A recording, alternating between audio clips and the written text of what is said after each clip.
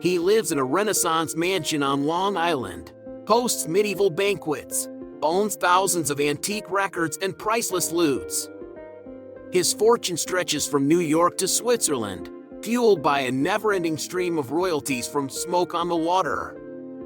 But behind the luxury is a legendary temper, a man who once threw water bottles on stage and walked out on a tour while Deep Purple was at its peak. Ritchie Blackmore, eccentric, wealthy, and unwilling to live by anyone's expectations.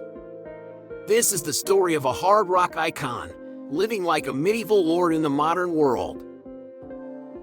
On April 14, 1945, as the last gunfire of World War II faded, Britain was still engulfed in smoke and ruins. In the coastal town of Weston-super-Mare, a baby's cry echoed through a small, worn-out room. His name was Richard Hugh Blackmore, though the world would later call him Ritchie Blackmore. There was no spotlight waiting for him. His father, Louis Blackmore, worked in an aircraft factory, a job both dangerous and exhausting.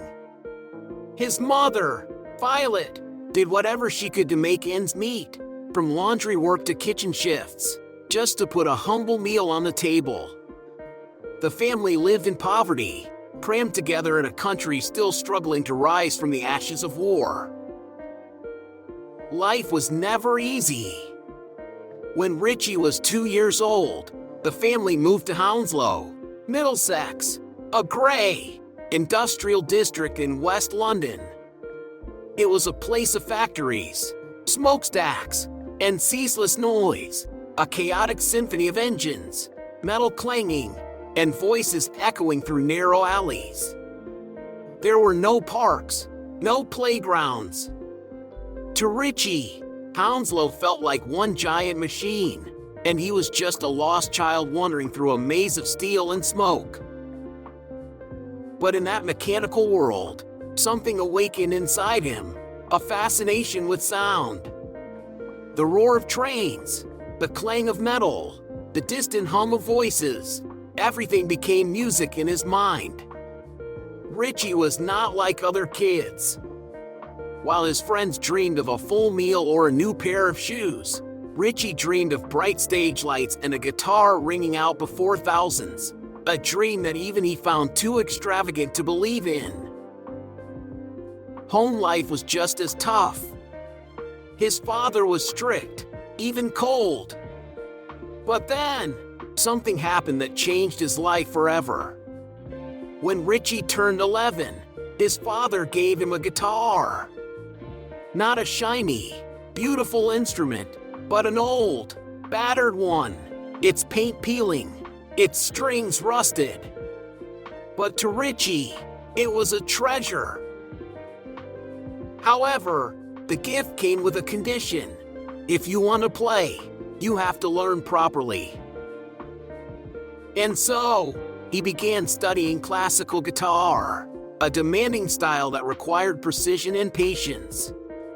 With tiny hands and stiff nylon strings, he played until his fingers bled. But he never gave up. Night after night, the boy from Hounslow sat alone under a dim light, hands trembling over the fretboard, not for fun, but because he was building his escape. At school, Ritchie was like a wildfire in a desert. He hated boring lessons, teachers who spoke like machines, and rules that confined him. He was suspended for fighting, for talking back, for refusing to conform. To the school, he was a problem.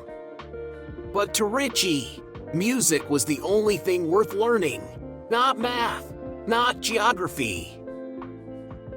School felt like a prison to me, he once said. I just wanted to break free and do something different. And he did. At 15, Ritchie made a radical decision. He dropped out of school. In those days, that was almost insane. No diploma, no plan, no safety net. He stepped into the world with only a guitar and sheer determination. He took a job as a technical worker at Heathrow Airport, fixing radios, testing wires, working under the thunder of jet engines. His hands were covered in grease, his clothes stained with dust. But no matter how tired he was, every night, he picked up his guitar. Music was not a hobby, it was his lifeline. In a tiny rented room near the airport, he taught himself every chord, every technique, listening to records of Django Reinhardt, mimicking every note. Some nights, he practiced until 2 a.m. The old guitar creaked, but his playing grew sharper, stronger, just like his unbreakable spirit. But he didn't stop there. He spent every penny of his meager salary to take lessons from Big Jim Sullivan, one of the era's greatest guitarists.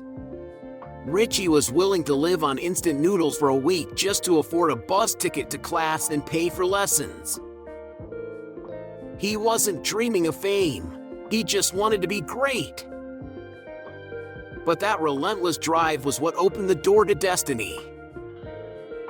On the cold, silent nights in a small rented room near Heathrow Airport, the sound of a guitar could still be heard, sometimes soft as a whisper, sometimes powerful like the screams of a soul that refuses to be defeated. While the world outside was spinning with the everyday struggles of life, a young man was quietly writing the prelude to a great journey. And from what seemed like a place with no way out, Ritchie Blackmore began reaching out to the world, not with promises, but with sound. Despite working all day amidst the roar of jet engines, Ritchie never gave up his guitar. On the contrary, he gripped it tighter, as though clinging to a lifeline in the vast ocean of life.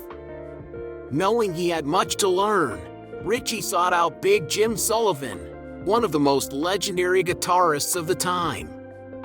And even though his funds were limited, he saved every penny to pay for his lessons. Long nights passed. While the city slept, Ritchie sat alone in his cramped room, practicing each finger position, each chord, until sweat dripped down his neck and his fingers were bloody. He didn't dream of fame, nor did he dream of wealth. He simply wanted to play guitar as well as possible. But it was this perseverance that eventually opened the door to miracles. In the early 1960s, Ritchie began stepping into the world of professional music, playing in various small bands in London, including the Outlaws, and later working as a session musician for the eccentric producer Joe Meek. While working with Meek, Ritchie played in some crazy recording sessions, where he was asked to experiment with all kinds of strange sounds, from guitar tones echoing through metal tubes to playing backwards on the strings. It was these experiences that nurtured his boundless creativity. During those days, he performed everywhere, from dark, dingy pubs to small suburban halls, with paychecks that barely covered his expenses. There were days when he played 3 shows in a single day, his hands aching as he left the stage. But he never complained. For Ritchie, every stage, no matter how small, was a stepping stone towards something greater. And then, in 1968, the defining moment arrived. Along with John Lord and a few other members, Ritchie co-founded Deep Purple, a band that would go on to reshape an entire generation of music. With his growling, sharp guitar, Ritchie quickly became the soul of the group. The song Smoke on the Water, with its 4-note riff, became one of the most iconic anthems of classic rock. From the dimly lit pubs of London, Ritchie was now playing on massive stages, where thousands of fans screamed his name. Deep Purple became a global phenomenon. They sold over 100 million albums, conquering audiences from England to America, Japan to South America. And Ritchie, the boy who grew up in a smoky, poverty-stricken neighborhood, was now a living legend of hard rock. But for an artist like him, success didn't mean satisfaction. In 1975, Ritchie left Deep Purple, shocking the entire music world. Musical disagreements, especially with Ian Gillan and Roger Glover, had grown increasingly heated. Ritchie longed for a bolder, different path, and above all, he wanted the freedom to create his own musical dreams. He formed a new band called Rainbow, a name full of poetry, but with music that was powerful and profound. Rainbow was more than just rock. It was a bold fusion of hard rock, classical music, and Baroque influences. Songs like Since You've Been Gone, Stargazer, and Man on the Silver Mountain redefined how a rock band could convey deep emotional depth while still being explosively powerful. For Ritchie, Rainbow was not just a band. It was a manifesto of a musician who refused to stop. Every album, every note, was a statement that he would never accept standing still, not even at the pinnacle of fame. But for Ritchie, fame was never the final destination. It was merely the beginning of a life of luxury and even bigger dreams. As the stage lights gradually dim and the sound of the Stratocaster guitar fades into the background, Ritchie Blackmore did not choose to live as a shining star in the heart of Hollywood.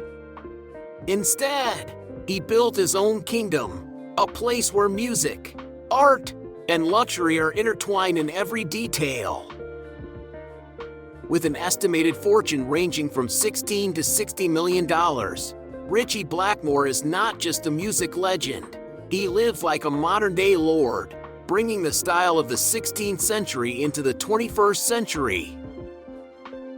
Long Island Mansion, a musical castle in the deep forest nestled in the lush forests of Long Island, New York. Ritchie Blackmore's main residence is a masterpiece with a Renaissance flair, valued at around $15 million, a fitting sum for the home of a legend. An iron gate, intricately carved with dragon designs, leads to the imposing mansion, arched ceilings with detailed carvings, stained glass windows glowing like church paintings, and a massive crystal chandelier hanging in the grand hall. The interior features oak paneling imported from England, Persian rugs stretching across the floors, and a golden Steinway piano, where Ritchie once experimented with timeless melodies. The garden behind is like a fairy tale world, a shimmering artificial lake, meticulously pruned trees, and a small outdoor stage, where Ritchie and Candace Knight play lute under the moonlight, with music blending seamlessly with the sounds of forest birds. For him, this house is not just a dwelling, it is a musical kingdom, where every corner echoes his melodies. English countryside home. The hermitage of a musician knight in the English countryside, Ritchie owns a centuries-old stone house valued at around $10 million, a place he calls his sanctuary for the soul. Built from 17th century sandstone, with moss-covered walls and a gray slate roof, the house feels like it stepped out of a medieval story. Inside, a massive stone fireplace always burns bright, with glistening suits of armor standing guard and bookshelves made of walnut wood filled with ancient leather-bound history books, where Ritchie sits and reads by the glow of yellow candles. In the garden, a labyrinth of greenery and a serene swan pond create a mysterious atmosphere. Ritchie often plays his acoustic guitar here, letting the country breeze blend with the melodies, like a musician knight living in the modern world. For him, this house is where time stands still, a living museum of an artist who does not belong to the present. Swiss Chalet, a snow palace in the Alps in the majestic Swiss Alps. Ritchie owns an extravagant chalet worth about $12 million, where he finds peace amidst the white snow. Built from pine wood and granite, the house has a snow-capped, sloped roof and large windows offering a panoramic view of the mountains.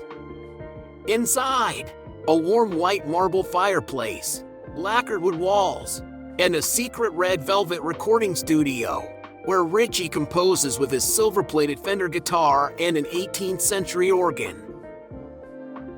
Outside, a steaming hot spring in the cold air and a small Swarovski crystal ice rink highlight the luxury.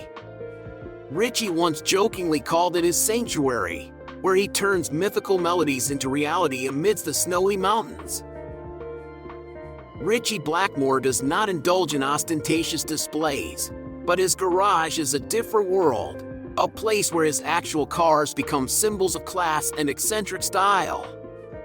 These are not ordinary vehicles, but rather a collection belonging to a musical nobleman. First is the Mercedes-Benz S-Class, a car Ritchie truly loves, valued over $200,000. Its sleek black paint, akin to the suits he often wears on stage, plush hand-stitched leather interiors, and high-quality sound system for listening to Baroque music as he drives through the Long Island roads. For Ritchie, this is the embodiment of refinement, a powerful machine worthy of a man who shaped hard rock.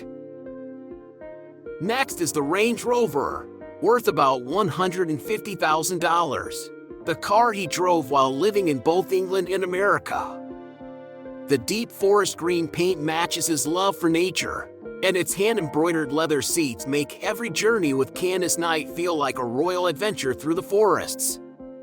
Ritchie once mentioned he loved the powerful feeling it gave, like the roaring guitar during his Deep Purple days. Then comes the classic Ford Mustang, a 1960s version worth nearly $100,000, a car he collected to evoke the rebellious spirit of rock and roll. Its bright red paint burns like fire, and its engine growls like the riff of smoke on the water. Ritchie keeps it as a gift to himself, a touch of nostalgia in modern life, always ready to break free. And the pinnacle is the Rolls-Royce Phantom, valued at $500,000, the car he truly owned at the height of his career. The rare walnut-wood interior, silk-soft leather seats, and sparkling black metallic paint under the lights are the epitome of luxury. Ritchie once drove it in silence, just to hear the strings resonate in his mind, with the starlit roof turning each trip into a concert under the sky. Ritchie Blackmore doesn't own a luxury yacht like many other artists, but he has unique hobbies and a lifestyle that's deeply personal, showcasing his refinement and profound passion for art and history. Collection of Renaissance music and instruments. As a lover of Renaissance music, Blackmore possesses an incredible collection of around 2,000 Renaissance music CDs, including many rare recordings from across Europe. Medieval-themed parties. At his mansion in Long Island, Blackmore often hosts medieval-inspired parties. Guests are encouraged to wear period costumes, creating an atmosphere that feels like stepping into a medieval castle, where music and historical culture blend seamlessly. Belief in the supernatural. Blackmore has a strong belief in the spiritual world and supernatural phenomena.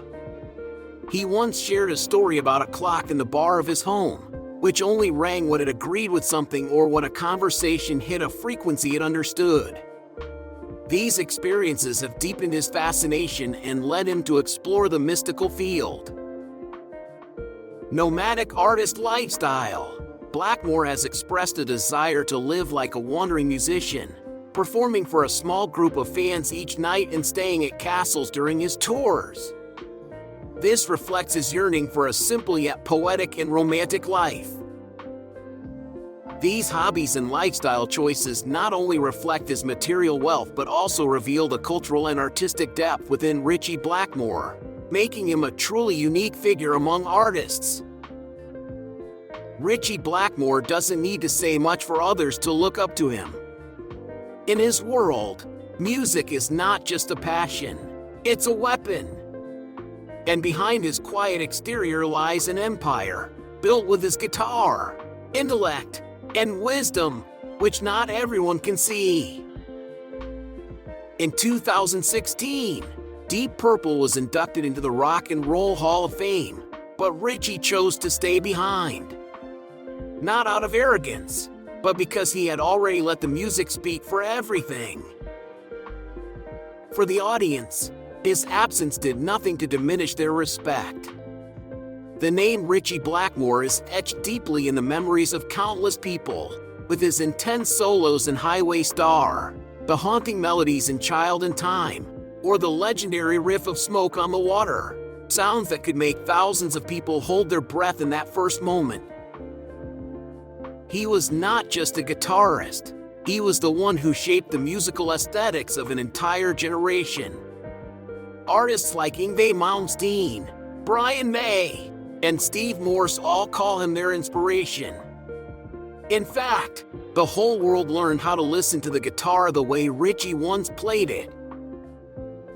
Not only talented on stage, but Ritchie was also someone who could see beyond the lights.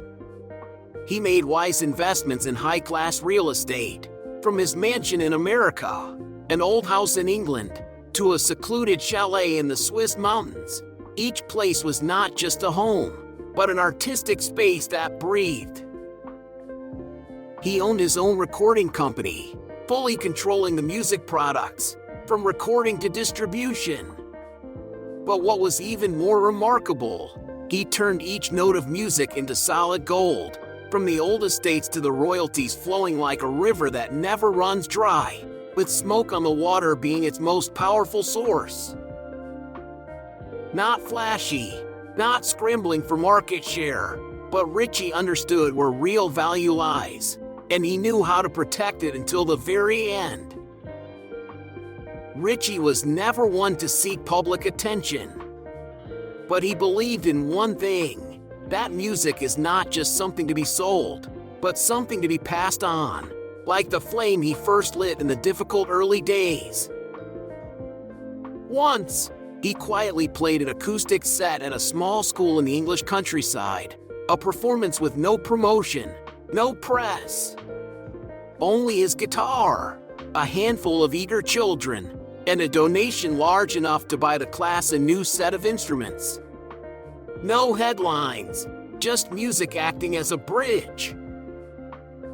He also supported programs to preserve medieval culture, reflecting the deep love he had for history and classical art. Because for Ritchie, real value is not in the most dazzling things, but in what is the most enduring. Ritchie Blackmore has come a long way, but has never forgotten where he started. That is why people admire him, not just for his hits, but for the way he lives, thinks, and gives. But genius is never simple, and Ritchie is no exception. Behind the bright lights of the stage are dark, hard-to-name areas, controversy, isolation, and inevitable conflicts. No legend is completely tranquil. For Ritchie Blackmore, what shines on stage always comes with clashes behind the scenes. He was not afraid of confrontation, did not like compromise, and that made him one of the most controversial, yet also one of the most respected artists in rock history. I can't be in the same room with him, a farewell no one forgets. In 1993, amidst a tense tour, Ritchie left Deep Purple for the final time after a heated argument with Ian Gillan. While the music still echoed on stage, he stepped off behind the curtains and never returned. He left, leaving a void that no one, not even the talented successors, could truly fill. Later, he said plainly, "I can't be in the same room with him." No beating around the bush. No hiding. Ritchie was always like that, brutally honest. A temperamental genius, and moments no one dares forget. Many, including Ronnie James Dio, have said that Ritchie was a genius, but not easy to approach. He controlled everything: the lighting, the sound, the style, even the movements on stage. And if someone messed up, he would know, and he would react. On one occasion, Ritchie became furious with the lighting technician because the lights didn't hit his solo correctly. A bottle of water flew across the stage. It wasn't clear who it hit, but it was enough to leave a lasting memory for the entire crew. For the audience, it was a scandal. For him, it was a way of protecting his musical vision, where every note must be respected like a sacred incantation. The eccentric, and proud of it. Ritchie didn't mind being called eccentric. In fact, he embraced the title as a personal symbol. During one interview, he brought along a lute, a medieval instrument, and played a piece of music while the host was still asking questions. Not to make people laugh, not to perform a trick, just to show that the past was still alive within him. He once played pranks on his colleagues in the studio, faking ghost sounds in such a way that many got genuinely upset. But those things were also an inseparable part of a person living to his own rhythm, someone who never followed the crowd. Genius doesn't need perfection, it just needs to be true to oneself. From the poor boy in Hounslow to the eccentric at the peak of his career, Ritchie Blackmore proved that a great artist doesn't need to be easygoing or please anyone. He just needs to be true to himself. And it is that imperfection, sometimes rough, sometimes hard to understand, that makes him memorable, admirable, and irreplaceable. From a poor boy growing up in the dust of Hounslow, holding his father's old guitar, Ritchie Blackmore rose to become one of the immortal icons of world music. He lived a life that defied conventions, luxurious yet passionate, eccentric yet always true to himself. In a world where everything can be forgotten, Ritchie is proof that, when you have talent, willpower, and dare to walk your own path, nothing is impossible. What about you? What do you think of Ritchie Blackmore's journey? Is there a deep purple or rainbow song that is tied to a memory in your life? Please leave a comment below. I'd love to hear your story. And if you enjoy storytelling videos like this, don't forget to like and subscribe to the channel, so you don't miss the next journey with legendary figures. Thank you for joining me today. See you in the next video with real, vibrant, and inspiring stories.